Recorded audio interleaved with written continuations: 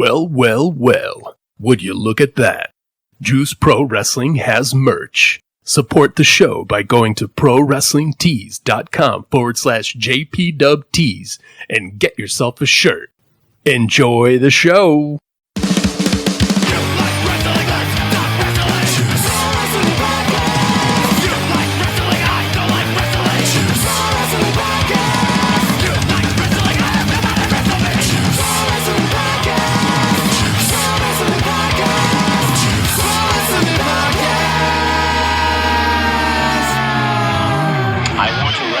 You so freaking bad. Wrestle me. Welcome everybody to Juice Pro Wrestling episode 174 Reality Check. That's right. We have with us today, one of the most incomparable performers on the independent women's wrestling scene. The one, the only, Madi Wrenkowski.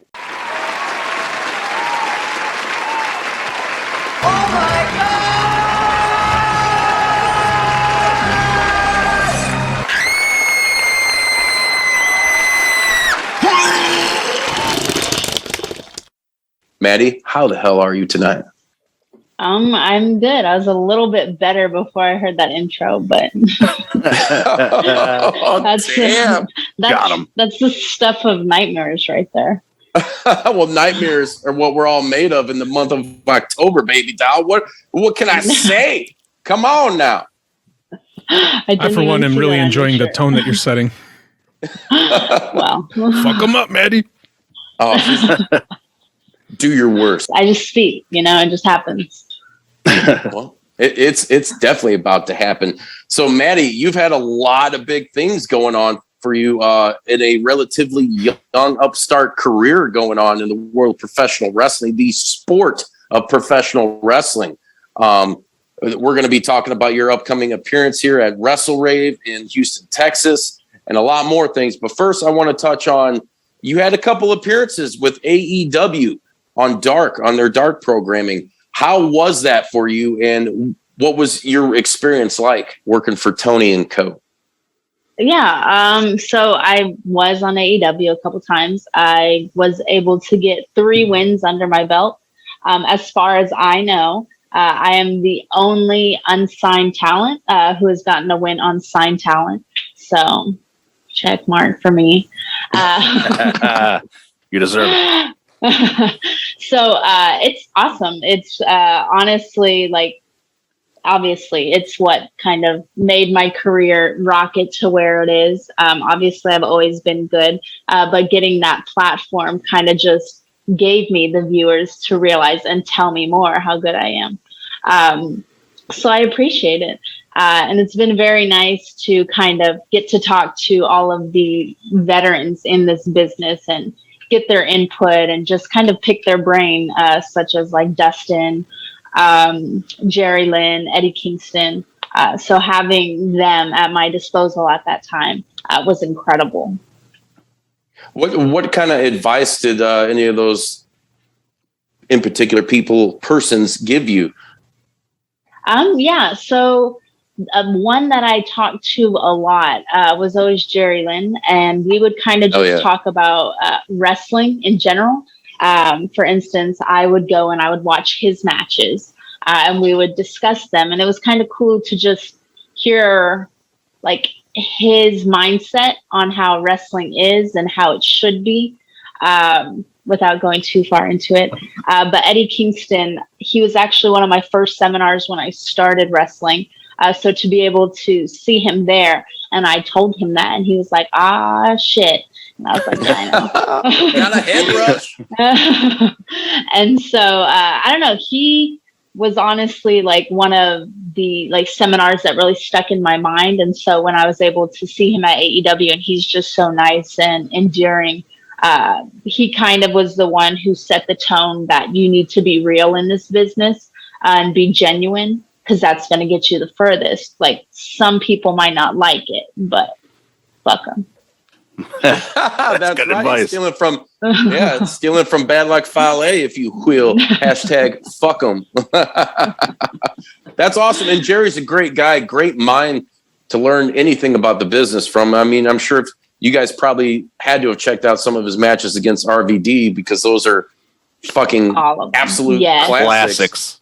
And Jerry is a journeyman that not, everybody, when they think of Jerry Lynn, I think a lot of people go back and look at the ECW run, but I mean, his matches in ROH, and he also had some great matches in TNA, aka Impact Wrestling, and beyond that, and on the independent circuit, we're Chicagoland Cats. He's another guy that was working AAW.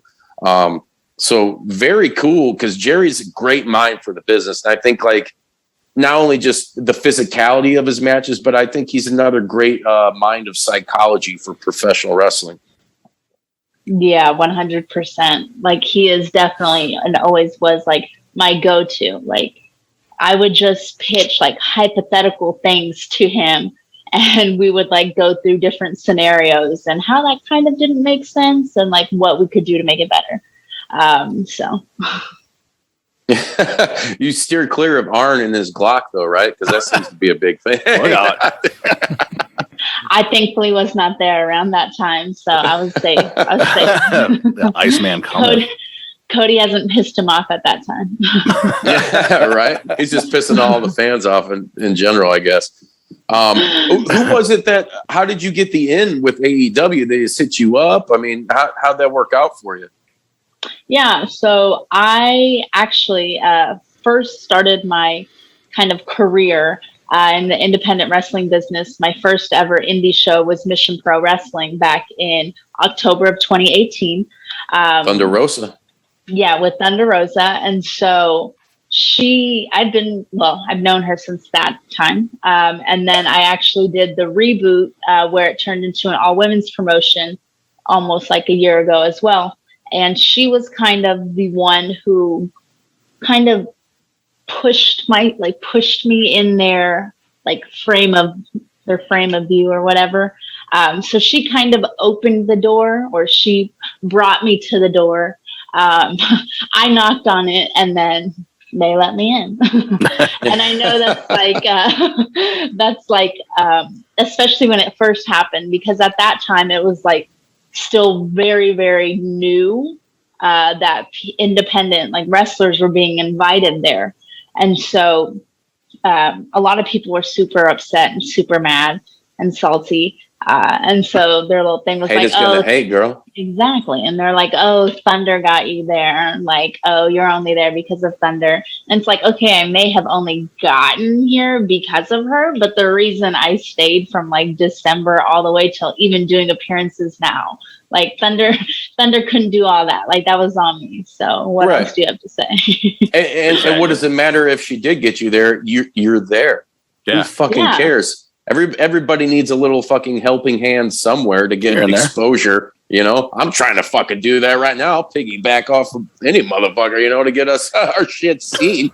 Come on. Like I said, haters gonna hate, man. There's too much of that shit going on in the world. So kudos to you, girl. Don't let them get to you. I don't. So you're native of what is it? San Antonio? Is that where you're from? I'm not from San Antonio. I live here currently, though. I'm from Dallas. Okay, so you're a Texas girl. What was growing up? Some of the, sports and athletics. Obviously you're into pro wrestling. I hate to ask the cliche thing, but we'll probably get into that anyway. Where the hell did you discover all that, and what made you really want to, just say, hey, fuck it, I'm diving deep into this sport? Yeah. So I actually got into wrestling because of my brother. My dad was really big into just normal sports, football, baseball, whatever. And he's one of those people who will start changing the channel as soon as it's on commercial. I guess he was flipping. Yeah, one of those. I guess he was flipping through channels. And my brother happened to catch a glimpse of China. So he ran upstairs and he went and he found whatever channel that he saw this woman on. And from there, it was just wrestling. He was into wrestling. He started watching it. He started keeping up with it. And being from the family that I was in, he was the only male. So inadvertently, I had become my brother's brother. So we got into wrestling together. He would practice moves on me more than I would get to give him that receipt. But that's kind of where it started. Alone, damn it. Yeah. but that's kind of where it all started for me. Basically, the ones that caught my attention was Team Extreme and Lita, and that's like the ones that I can remember the most. And then, of course, once he got into that, we would have all of the video games, all the way from like Nintendo 64 to like the PS4. Like we have every single game. Beautiful. So then, as soon as I started playing those, I discovered Scotty 2 Hotty. And after that, like everyone was done for. Everyone was getting the worm. But I loved him for that. But I think what really drew me to him was the fact that his flat top was exactly like my father's. So really, your dad had a kid and play, but he did have a flat top. The high top fade. That's what I'm talking about. Oh yeah, that's awesome. So I mean, your brother never wanted to pursue anything like this? It was just kind of, you're going to take the ball and run with it, or how did that work out?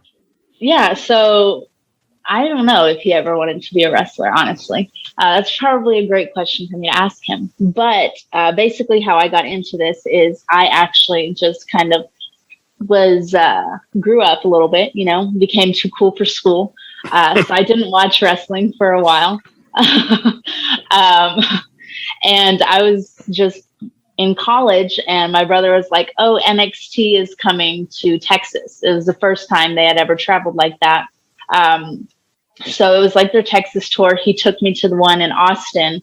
And at that point I had seen Enzo Amore and Big Cass. And I was like, holy crap, the whole audience is literally booming right now, like repeating the same thing this dude is saying. I was like, that is wild. He has so much control over these people. I want that kind of power. And so, like after that, you want to take over the world. Damn, girl. Yeah. You watch too much Pinky in the Brain or what? Maybe. They were kind of creepy though. They were. Yeah, they were. Yeah. So after that, it was kind of always a running joke. Like around finals time, I was like, I'm just going to quit school. And I'm going to become a professional wrestler. Like, that's it. I don't want to do this anymore. I know, right? And my mom was like, no, you're not. You're going to finish school before you ruin your life. And I was like, bet. Yeah. So I finished school out like maybe like 2 or so years later. And I'd gotten a job at Hawaii Volcano National Park. Unfortunately, there was a natural disaster about 2 weeks before I was supposed to go out there. So I was like, this is fate. So at that point, I went and I looked for a wrestling school. Found Booker T school, went over there. Houston was not my vibe. So it's not mine either, girl. Truth be told, was not my vibe. Yeah, it's for specific people. Like it's just too fast paced and too busy, I think, for me. But I met Gino Medina there, and he's actually the one who introduced me to Chris Marvel, who runs the Hybrid School of Wrestling here in San Antonio. And that is basically what started my wrestling journey. And fate is what I call it. Right. I can agree with that. It sounds a little bit like some fate. So you mentioned like Team Extreme and that. When you were at AEW, did you get to talk to Matt Hardy at all? Yes. What was that like for you? Were you fanning out or what the fuck?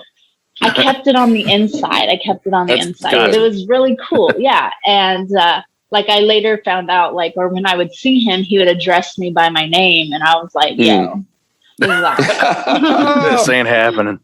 Yeah, like I played it cool. I was like, oh, hey, what's up? Right. And then I called my brother. I was like, guess what, bitch? Big Money Maddie on the scene. Matt knows my name. So it was definitely, it's incredible to like be surrounded by these people that you watched on TV.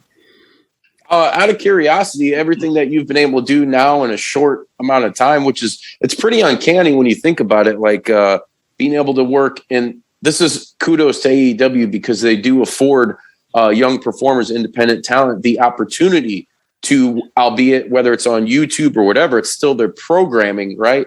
To showcase your talent and your skills. So what has that been like? What has the reception been like from your parents and your mom, who it seems like was like, no, fuck the wrestling gig, and just from your family in general and friends, like from everything you've been able to do thus far? Yeah. So everyone has been really supportive. Everyone has a t-shirt. They may or may not have been like their birthday and or Christmas gifts, whatever. You gotta shove it down their throat like they try to do. Yeah, someone's got to wear it. Yeah, exactly. But no, they've been very supportive. My brother has probably been one of the biggest proponents in this. Not only is he like constantly sending me wrestling stuff or like, oh, you should do this or like whatever. He's actually one of the, I guess, in a sense, designers of like the look of Maddie. Like he's like, oh, your hair looks like trash. Do this. And I'm like, cool. But he and my mom basically tag team my gear. So we come up with a concept, and my mom actually makes my gear. Nice. So she kind of did a little bit of a 360 turn. But it was kind of, again, fate in that sense, because actually my first match ever, I had gotten gear made from someone, and I was like, oh, I'm so cool. Look at my gear. And then I bent down to tie my shoes about 2 hours before like the actual match, and my pants split open. So I had to drive really, really quick to Forever 21 and find myself. My favorite store, by the way. Exactly. I mean, I can just be 21 forever. So I found some like little leather tights or whatever, and my like first student show, like that's what I wrestled in. And then after that, my mom's like, this can't be too hard to do. And I was like, go for it. Like, it can't be worse than split pants. Right. Yeah, SpongeBob said it best, you know? When I split my pants. That's a tragic episode. It is very tragic. I like the one where they had Pantera featured, though. You were talking about, so you did or did not, let me, make sure my mind's fucking working. It's been a crazy night. Start with Booker T? No. So I did a student show no, I didn't. What's it called? A fantasy camp. I did a fantasy camp with Booker T. At that point, I was like, heck yes, I want to do this. But then I started looking around like the area and like where I would live and where I could like work so I could afford this. And I was like, I don't know anyone in Houston. Like, this does not seem to be the smart move. Houston, I've been down there with my band a couple of times. It's we'll be nice about it, okay? We'll save face. It's really humid down there. There you go. And the traffic is outrageous. It's about as bad as Atlanta if you've been down in that traffic.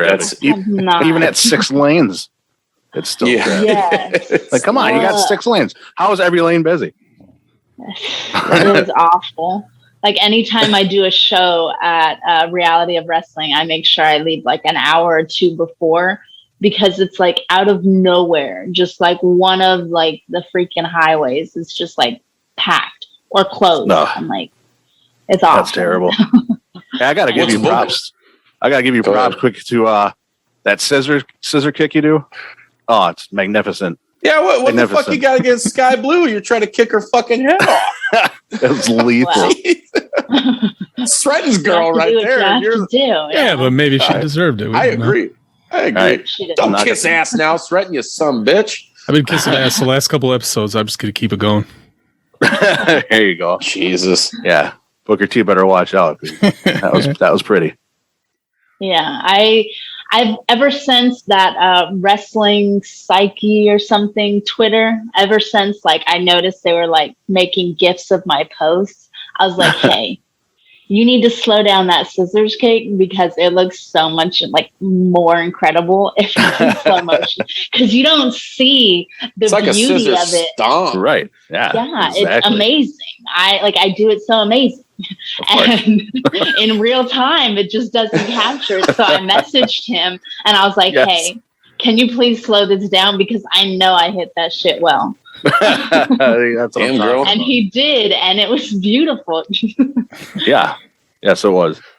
You got to be all about it. You got to promote yourself. That's if I had a scissors kick like that, I'd be like, yeah, slow that shit down. I want everyone to see this. Look how picture perfect it is. Yeah. Scissor me timbers. Yeah. Exactly. Let me sign an autograph. Here, I'll mail it back.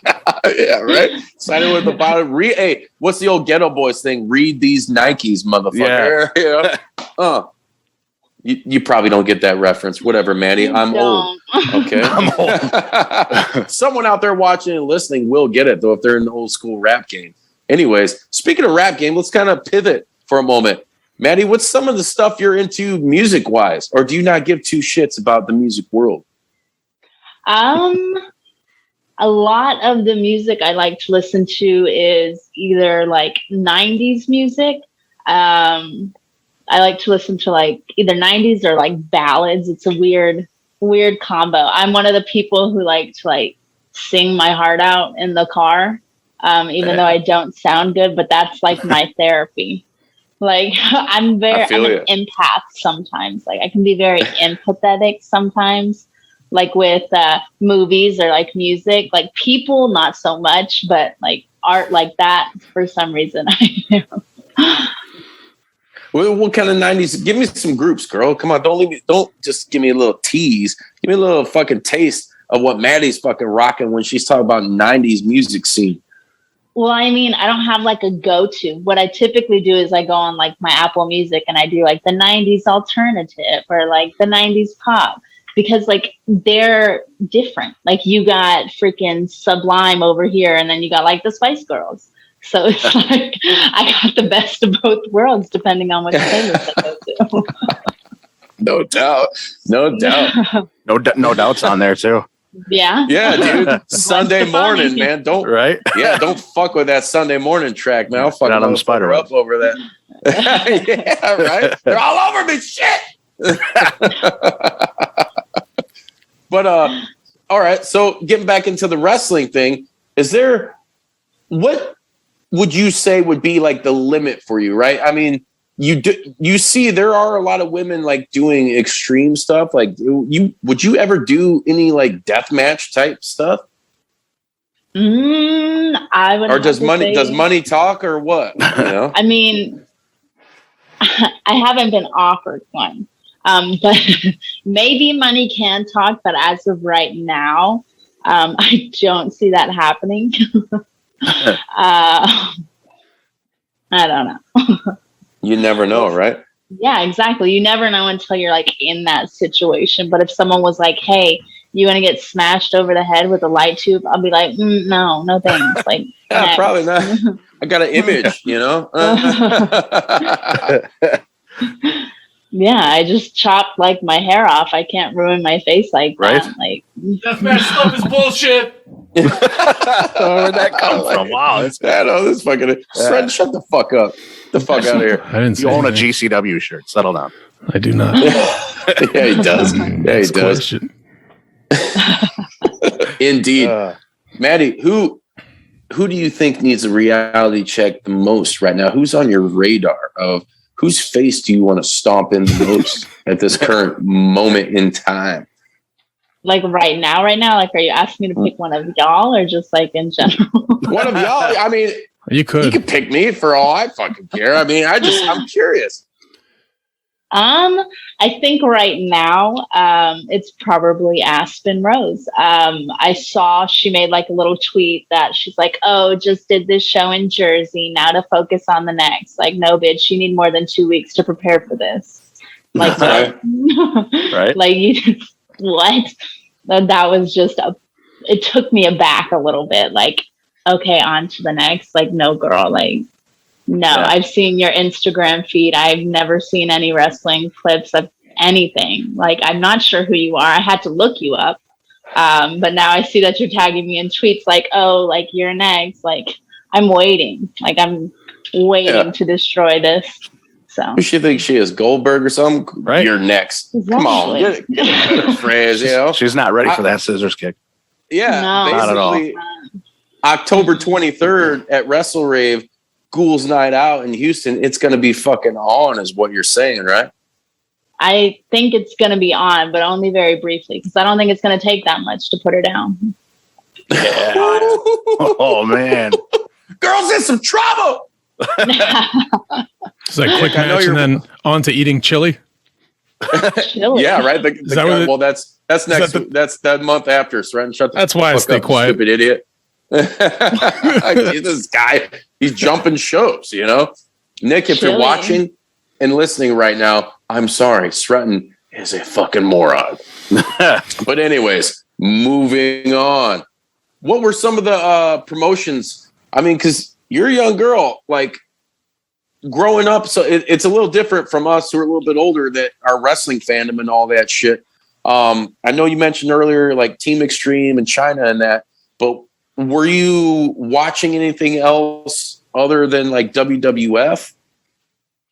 Unfortunately not. I didn't come into like the other realms as much until like later in my life, like in the past couple years, just because my brother didn't really have anyone kind of showing him like the wrestling world like that. Like, again, he had just been flipping through the channels and like stumbled across it. So that world was all he knew.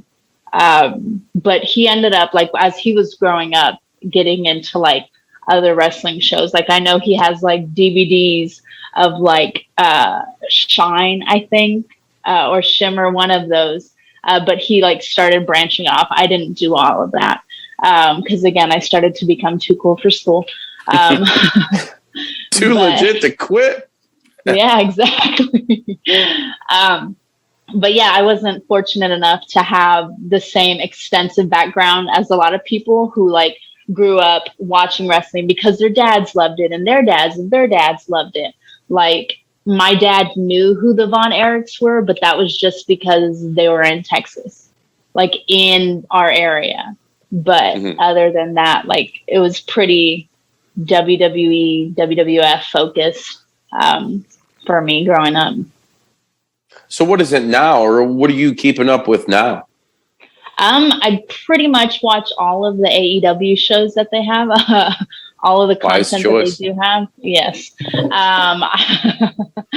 I do a lot of sporadic searches, I think, when I'm on YouTube. But AEW is the only product that I really fully keep up with.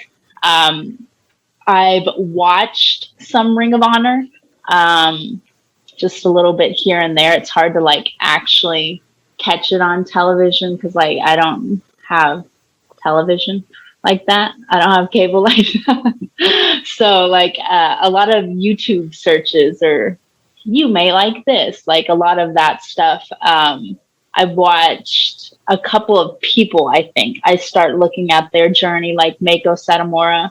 And that was because Funaki, who is now at the Hybrid School of Wrestling, he was like, hey, check out some of her stuff. And I was like, will do. And then, of course, having trainers who are like, hey, you need to check out these people. I was very fortunate, or I am very fortunate to have Jazz and Rodney Mack in my corner. And they are big proponents of like old school wrestling. Yeah. So like old Ric Flair, watching, what is it? Rock and Roll Express, like watching not now's era, but the era before where they're like, oh, they tell stories. So it's like cool to have all the different proponents and like, I guess having YouTube now, it's nice because you don't have to like only be watching one show. It's easy to keep up with multiple things. So I don't, but AEW is the only thing. Like we just were watching Elevation right now. So I have to make sure. It's crazy when you think about it, like just independent wrestling in general. We've said a million times on the show. It's like nowadays is so, it's almost too much to consume, you know, like you kind of maybe find, and that's why it's interesting, like a younger person like yourself that finds whatever you may like and how to search for it. It's just, I was like that comparison, like to the way I grew up and, you know, they grew up watching wrestling and how we consume the product to nowadays, where it's just like everything's in your fucking face. You know, it's like, and I love it. Don't get me wrong, but it's too much, because as a huge wrestling fan, I do love all of it. I love a vast majority of all of it. AEW is, I think, all of our three collectively, like our shit. But do I still want to watch NWA and Impact and New Japan, all the stuff? Yes. But where do you find the time between managing, you know, trying to do life and whatever you're doing in life to consume that product? That's kind of like the very, it's like a good and a bad thing, like, to have nowadays. And social media has afforded that to us. You know, streaming platforms, because you can get independent wrestling TV, you can go on Fight and just consume all this wrestling. It's going to be crazy to see where it goes from, like, your generation. Think of the next generation to come after you, you know, like, that's been exposed to all this stuff. Like, I always equate it to, like, YouTube changed the game for, like, guitar players, because now you have kids that can look up everything like an Eddie Van Halen or Jimi Hendrix did on YouTube, and these are young ass kids and they're learning it. And you have, like, drum virtuosos and guitar virtuosos, little kids that are just ripping it up because it's all right there, ready and available for them to learn. So just, like, think of, like, how much you can learn, and, like I said, your generation, the next professional wrestling wise, with all the content that you can consume. It's just insane. Like, how do you keep up with it, you know? Yeah, no, 100%. And I think with all of this content so readily available and so frequent, it's almost kind of hindering the connections that once were. Because I think about, again, like, the connections that people have with certain wrestlers, and, like, oh, why is Stone Cold your favorite? Because he was like this. But now there's just so many, like, different people, and the content's coming out so fast. It's hard to, like, grab that connection with people sometimes. And one person I think does a very good job, kind of the opposite way, is MJF. I think he's one of the best people at making you hate him, because he's good at what he does. And I don't think he shoves content down your throat necessarily, but what he says and just how he acts, and sometimes just his face, like, he's good at what he does. He's very good at what he does. And I think nowadays that's kind of lost in translation, because we're in an era of GIFs and clips, and because people consume content so fast, like, they don't always spend time to watch each part. They're like looking at the highlights and stuff nowadays. That's even the boys and girls in the back. I've been to many promotions, and in the backstage, like, as soon as the match is done, everybody's back there like, oh, dude, you know, like, instantly on Twitter looking for the clips, which I get, because I'm a promotional machine myself for everything I do. But it's insane, because it's almost like ADD content, you know, where it's like, boom, here it is. All right, what's next? Boom, here it is.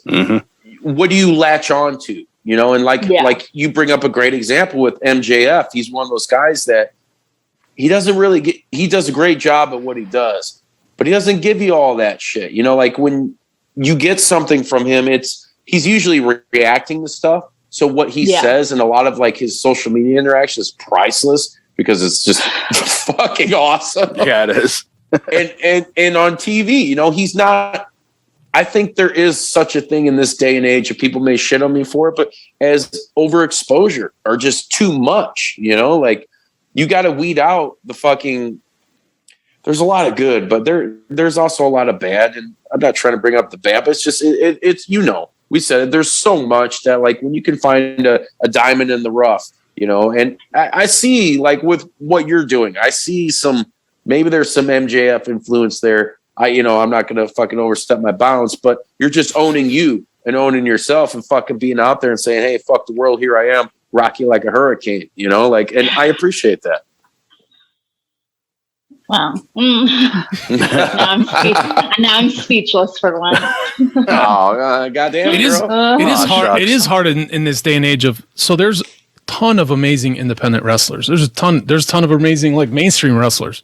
But I think when you get down to it, you find your own individuality, and if you have a badass personality, that trumps backflips. That trumps people, because physically we're about at the limit of the fucking nutty shit dudes can do. Like, Ninja Mac. Look at Ninja Mac. He's about the limit. Of what I mean, motherfuckers can do. and then if you can't, like, so what? If you can't do a fucking 480, what? You can't wrestle? Come on. Like, I think back down to it, all of our favorites are the people that are able to tell stories, the people that will fucking piss you off, that you get really excited when they get their ass beat, or you're really mad because they just won again. It's the same thing when, like, I mean, we just had Hangman Page just came back and everybody went nuts. CM Punk just came back. He didn't do shit except walk outside. Like, he just walked and got introduced and people went ape shit. Nobody's ever going to go ape shit if you do like 3 flips in a row. It might be they might defy gravity, like fucking Crouching Tiger, Hidden Dragon, attach themselves to a wire and just flip for 15 minutes. They're not going to get the same pop as somebody who had like an awesome personality and awesome promos and yeah, that's it. Now I'll shut up. See you guys later. See you, buddy. Later, you piece of shit. It goes back to wrestling is presented in its simplest form. It's still old school. It's storytelling. But in this new day and age where, Maddie, you can go and to promote, your next match or whatever, you have social media to carry out that story. And there are a lot of guys, you look at Matt Cardona, who does an excellent job of carrying out on social media his stories across various promotions. And it's fucking like, Jesus Christ, like, he gets it. That's you have to love the people that are utilizing the platforms in the appropriate ways, it's just amazing, because otherwise you kind of get lost in translation. And like I said, it all goes back to, well, it's just, it's too much shit. Show me the good. Show me the diamonds in the rough, Yeah. Yeah. 100%. Let me ask you this. What do you think about intergender wrestling? I'm not against it. Because I definitely think that there are some guys who I could definitely kick their ass. And to people who say, oh, that's not realistic, like, yes, it is. Because I mean, like, when it comes down to it, there's different styles of wrestling. And for me, I was fortunate enough to train in jiu-jitsu for a little bit. So that was actually one of my favorite things, was to humble these beefy headed dudes. Because basically in jiu-jitsu, when you are of my stature and my strength, you're basically waiting for someone to fuck up. And when you have these big, meaty, beefy dudes who are like, this is a girl, I'm not going to let her tap me out, and they're trying to manhandle you, they're going to fuck up at one point. They're going to slip up, and that's when you catch them. And then that's when their little egos get, like, deflated. And that's my favorite part. So I think intergender wrestling is definitely, like, if done right, it can be very well. Yes, if done right. The story's got to be right. Humbling motherfuckers. Oh, yeah. Since day one. I love exactly. it. But I did. It's great. And I think it's great for storytelling, because you look at pro wrestling and it's just, I mean, it's an amalgam of all these situations in life, whether it's political or situational or, just whatever's social, whatever's going on. Wrestling replicates what's going on in the world. And I mean, come on, like, there's never been, and I hate to use the term, I'm not like domestic or anything, but men and women have been in fights. So it's a good thing to see. Like, I thought Lucha Underground did it really well, the intergender stuff. And it empowered women, because I hate the people that shit on the intergender wrestling and they're like, well, this is bullshit, or it doesn't make sense, or we don't want to see men hitting women and this and that. And I guess I get that to a certain extent, but then you're still neutering or castrating the power of a woman to be able to handle herself. No one did that with China. Why? Because she was fucking stacked to the gill, stuffed to the guff, ready to kill. No, so like, it doesn't fucking make sense that like somebody would shit on it when there's a good story to be told, especially when like the woman comes out on top and shows like just how good she can be. Look at dude, Thunder Rosa has done some good fucking intergender shit. There's been a lot of fucking women that have been able to shine from doing that. And like I said, going back to Lucha Underground, God, what was her name? It's escaping me. She got kind of canceled because she tried to break Rosemary. That was yeah.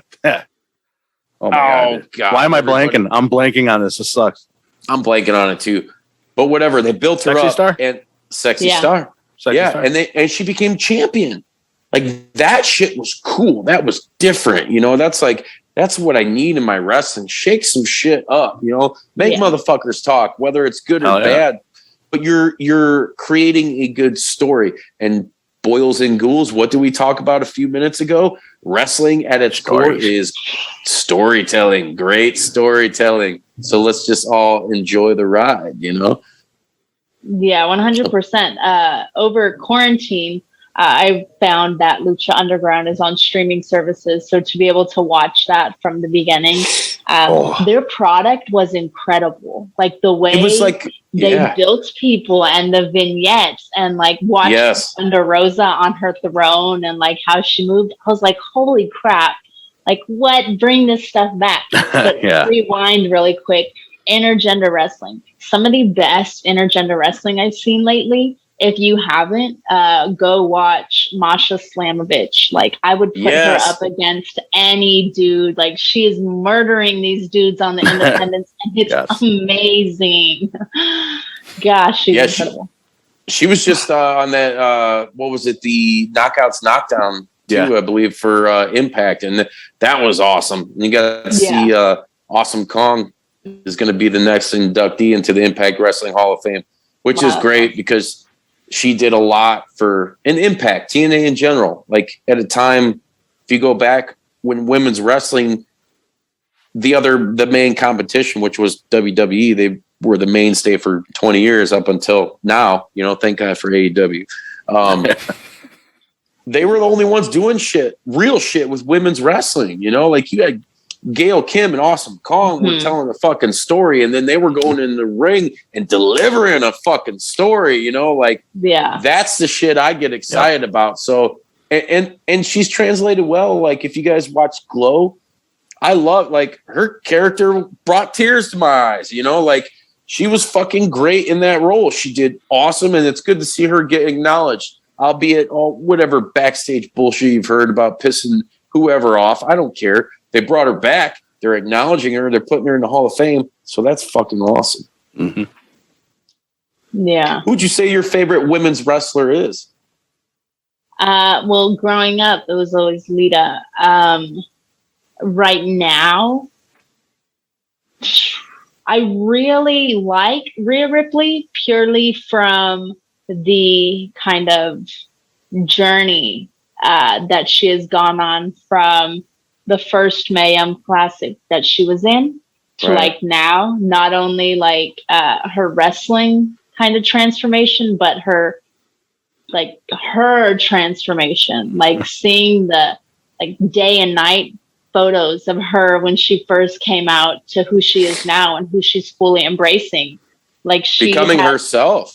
Yeah, exactly. And she has kind of made it okay, like for women to look like this. She's like, this is who I am. Like I am this fucking badass. I'm not this girl with long, pretty blonde hair. Like she was very pretty, but like now, like you can tell she's comfortable and she's very confident in who she is. And I think that like just watching her grow and watching her wrestling from there, and even her entrance is like totally different. So I think I've enjoyed watching her stuff. Yeah, she's been killing it. That's a good call on that.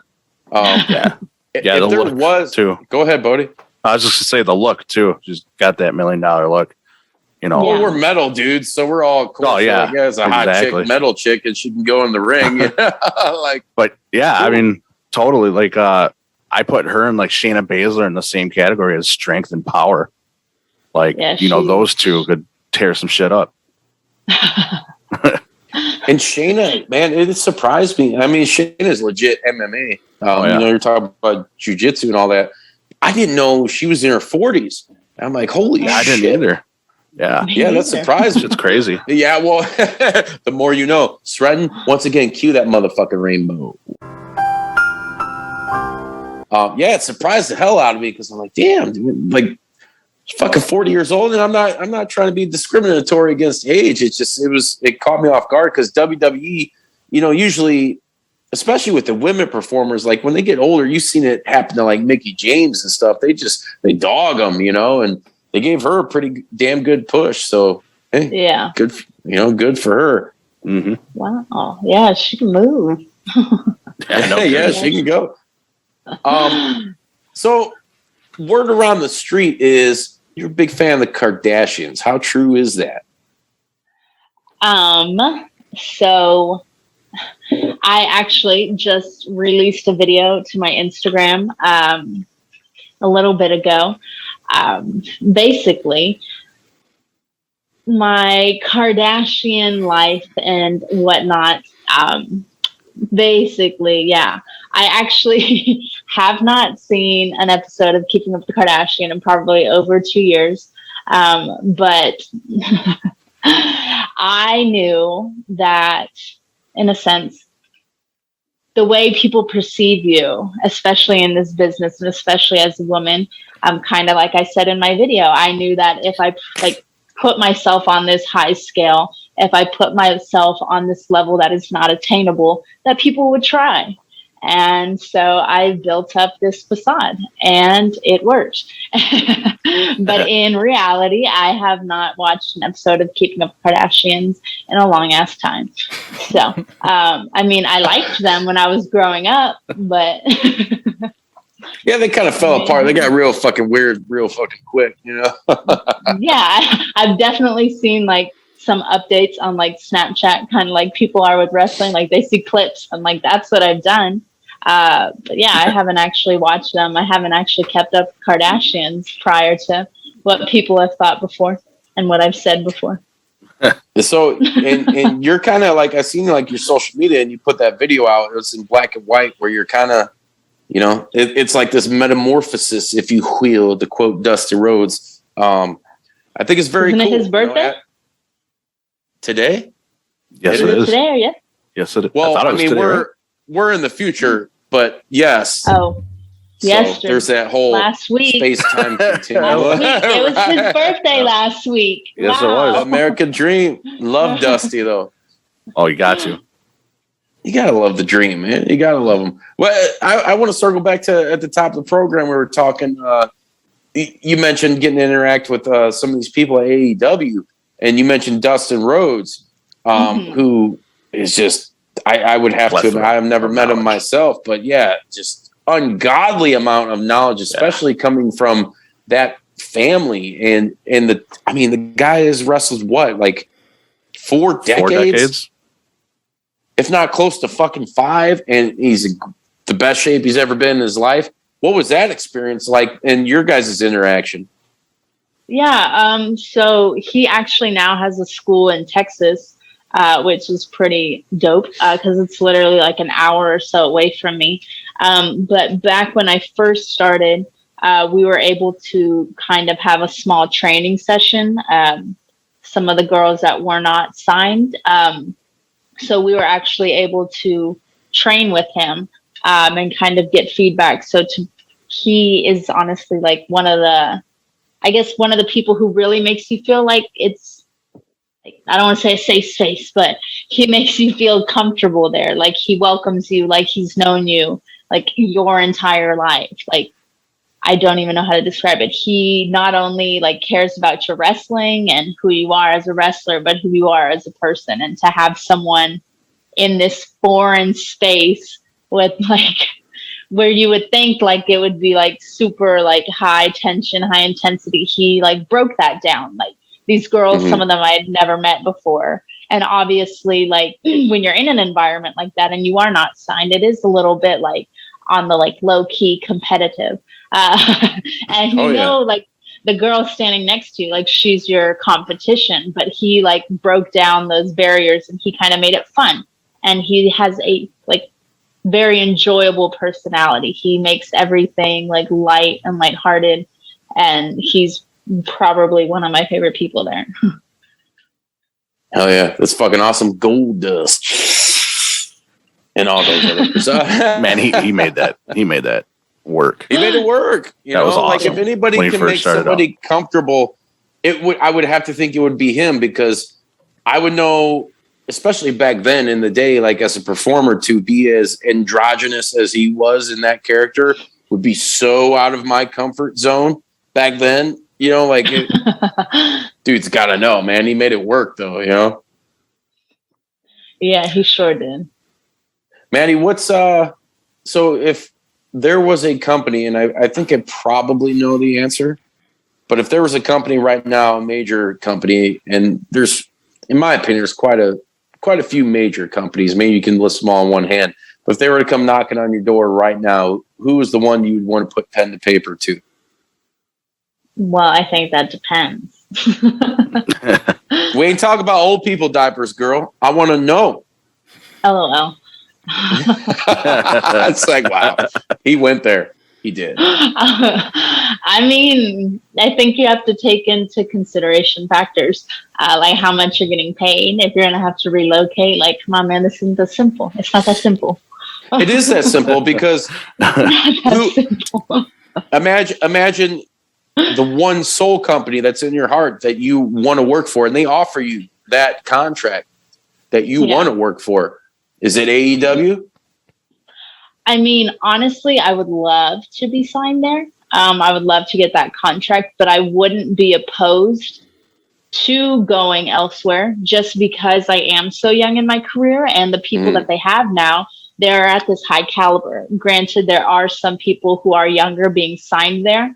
I want to, or I hope that when I am signed somewhere, that like I'm ready and I'm going to have like my steps, and I want to, for me, it was like, it's cool to see these young girls getting signed. Like, it's amazing they're getting this opportunity, but in my eyes, it is so much more fulfilling to see someone like Thunder Rosa, who's been busting her ass for 6 years. Anywhere she goes, she gets a reaction from those fans. Oh, yeah. And they love her. And that's purely based on the work that she's doing here. Like the work that she's put in this business. She's put her entire like soul and time and heart and everything into this business, and they are reciprocating to her. So to be able to kind of have that acknowledgement, like even when these guys who, when they went to, when they came from ROH to WWE, like Bryan Danielson, like the reactions that they get from having like an already sturdy foundation, I think would be incredible. So even if like I have to build up myself a little bit somewhere else, like I'm fine with that. Like it's about the journey. And I think, I don't know if any of y'all watch, I think it's Dark Side of the Ring. They just did one. And the Young Bucks were saying that too. They're like, you were just fighting and fighting and fighting to make it.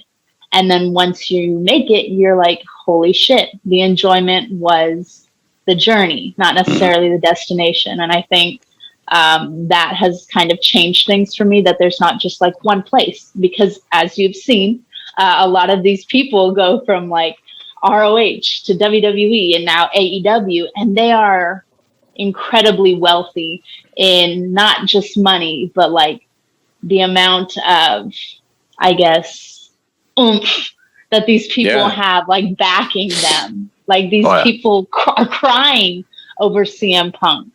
Like that's wild. And like, it's insane. And like I said, to have all these places to go, and that's a good thing for the men and women of the business to be able to have now, that it's not a monopolized industry anymore, you know, on the major scale. It's where do you want to go? Okay, if you're good enough, traveled, trained, developed talent, you go to MLW, you can go to Impact, you can go to, because AEW can't sign everybody, you know. It might try, because it's like I always equate it to like a major league sports team. If you have a major free agent on the market, there's no way you're not going to try to sign them if it's within your buying space and power and all that, you know. So I kind of don't get like when people shit on like, well, they can't sign WWE people. Why the hell can't they? Yeah, you know, they're top, especially if they're top talents. They're an upstart company that has the money. and obviously they've been able to develop talent.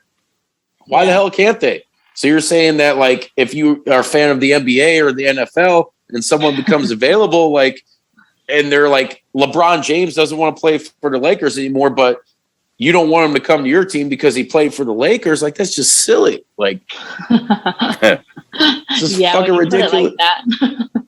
Yeah. Well, a lot of wrestling fans and people in the media, unfortunately, are really fickle, but we don't play that fucking game around here. They're pretty fickle. Let me ask you this. International travel. Are you bang bang? Are you excited to go down to either like Japan, I know, or Mexico, or like huge hot spots for wrestling? Is that any of that on your radar? Are you willing to do that? Yeah, I think if I had like a travel bucket list for wrestling, my first one would definitely be Australia or New Zealand. Awesome. One, I just want to go to New Zealand to see the Shire. Yes. But if I could wrestle there, like, that'd be a bonus. Hit up Jay White. And like, I know Shazza McKenzie is there. And she and I have inadvertently met over the internet, just like you and I. So I would love to go down and see that, visit Australia, see the wrestling environment. Because again, people like the Iconics, Rhea Ripley, great wrestlers, Tony Storm, have come from down there. But then my second would definitely be Japan, because you just hear about all of the experience that, like, people like Thunder Rosa and Holly Dead, like, going over there and like everything they brought back. Like, I would just like to get a sliver of that knowledge. Right? Just a taste.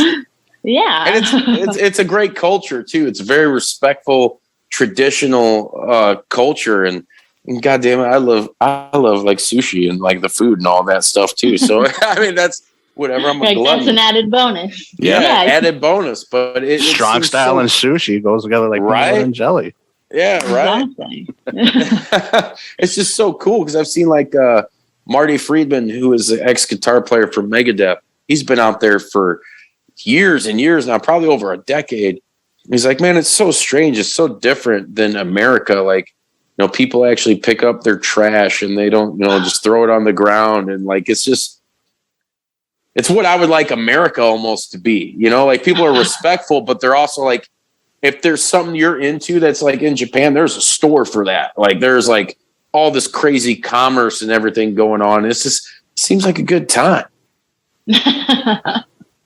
And there's pro wrestling, like some of the greatest pro wrestlers from here have gone to there and made names for themselves. And then some of the best in the sport have come from there, and they still continue to do it and come over here, like Minoru Suzuki, still destroying lives. Yeah, exactly. I was actually on a show with Suzuki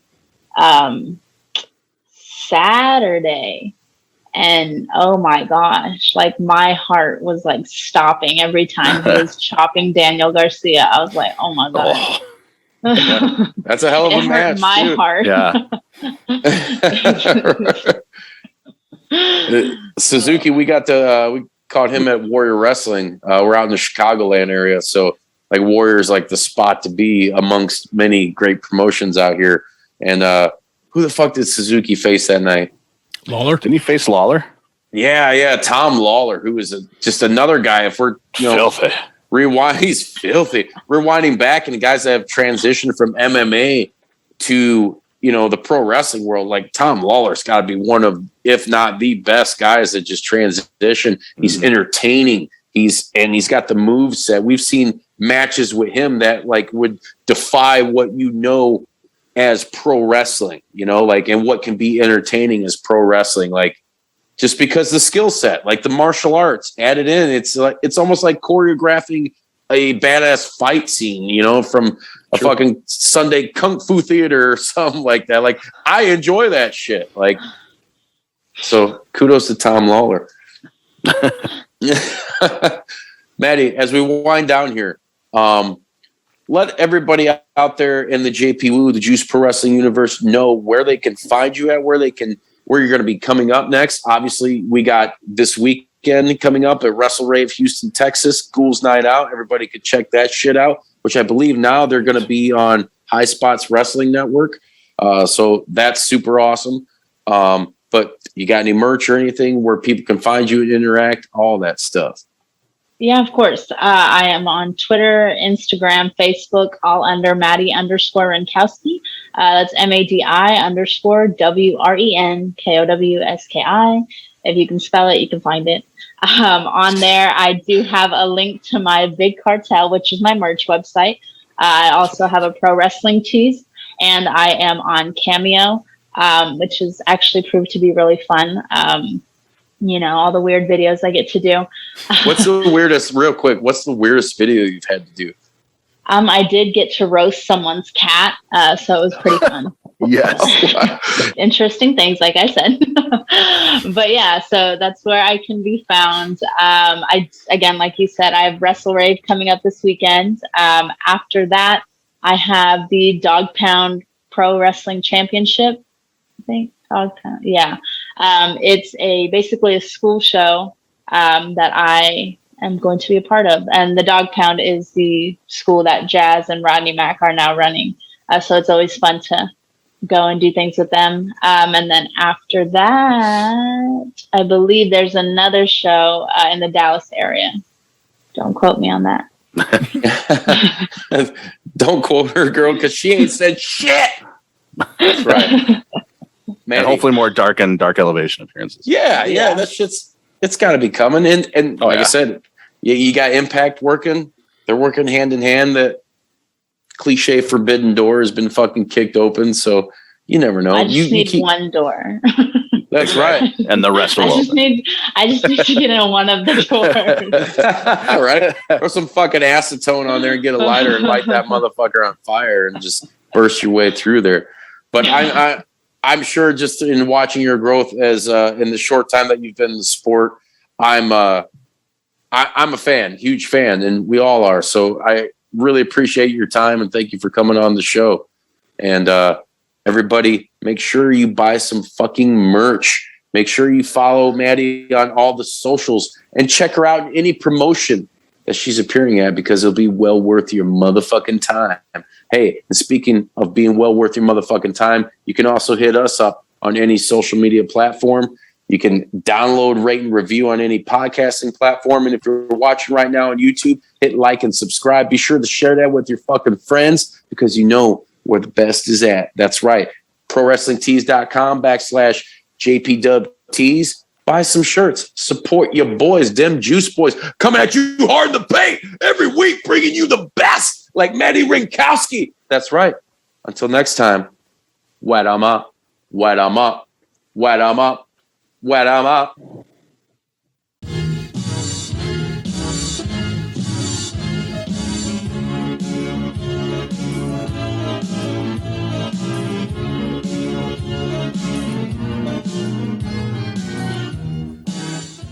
You gonna do sex to me? Did you like that video? If so, be sure to hit like and subscribe and check out more killer content from your boys at Juice Pro Wrestling. Whoa, yeah!